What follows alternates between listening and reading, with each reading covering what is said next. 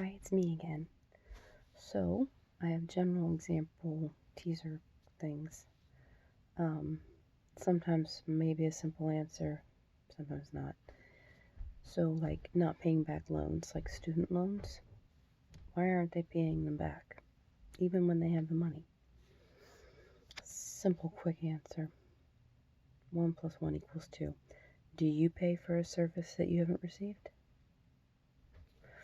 The next one is people taking a long time to respond to telephone calls and text messages, especially text messages.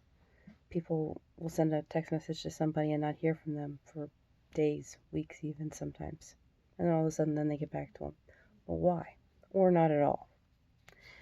Then there's why some people say I love you all the time, but others kind of only say it once or only when you ask them or beg them to. Yeah, there's a reason for that one too. Why kids aren't moving out of the parents' house or moving back and then staying. There's a reason for that one too. First time you say something clear and concise, like you come up, you all of a sudden have this idea and you're like, oh my goodness, it's a great idea. But you don't write it down then and there. And then later when you're trying to recall it, it's not as clear and concise anymore, is it? And there's like extra words and it's just not, it's not as clear as it was when you first came up with the idea. Sorry, I'm reading from the book. People on depression medicine, they're doing much better now, but sometimes they still just get stuck. It's a hint. It's the why should I? There's a reason that's happening. The shyness thing. What makes people shy? And when I do explain that one, I'll probably be doing there's 2 versions of it, and the one I'll be doing is actually the balanced. And the reason why is because when it comes to imbalance, you're talking about all kinds of various factors that are unknown.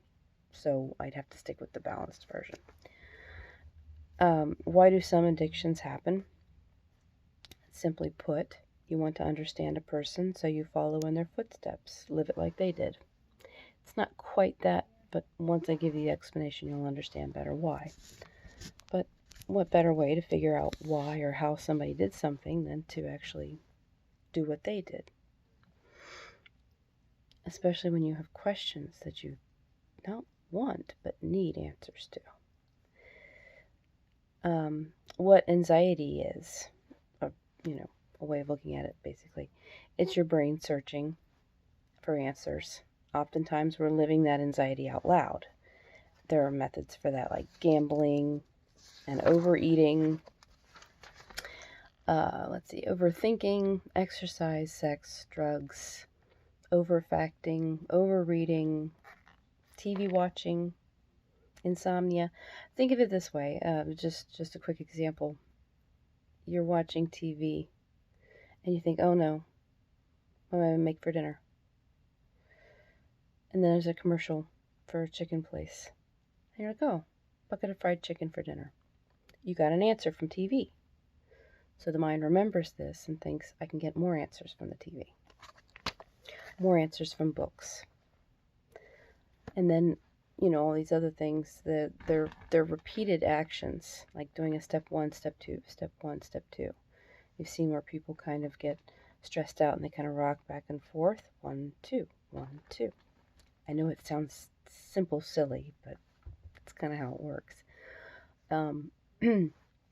Like most things done in moderation is fine, but when you're overdoing it, you're most likely searching, or at least your brain is.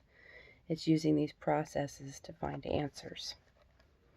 Those answers aren't in those processes, but you keep using them. The idea is that at some point, just like the TV thing, the TV gave you an answer.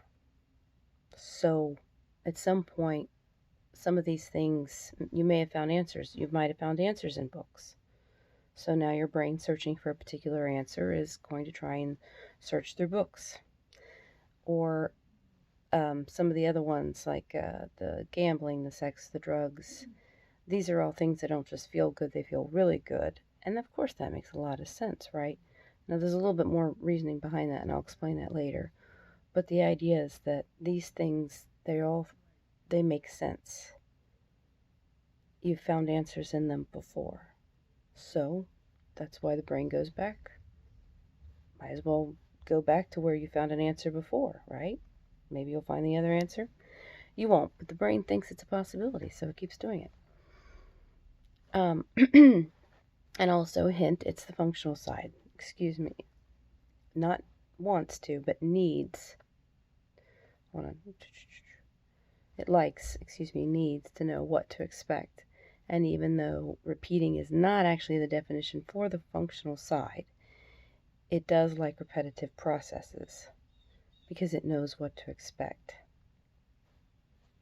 And of course, like always, it's both functional and emotional, like everything. But however, in this case, it's just slightly more functional. Why some people... Oh, I wasn't going to read this one, but I guess I've already started, so I'll do it anyway. Why some people react, to situations while others don't. So, the ones that yell, it's a little obvious why. See, that's why I'm not going to read that one. That'll just confuse people. It's more of a start to an actual explanation as opposed to a question, so we won't even worry about that.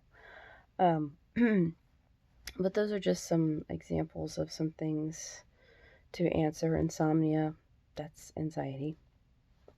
Oftentimes we find ourselves watching TV, reading, playing those games, especially those very simple games or mystery games. See how it's all just kind of searching for answers?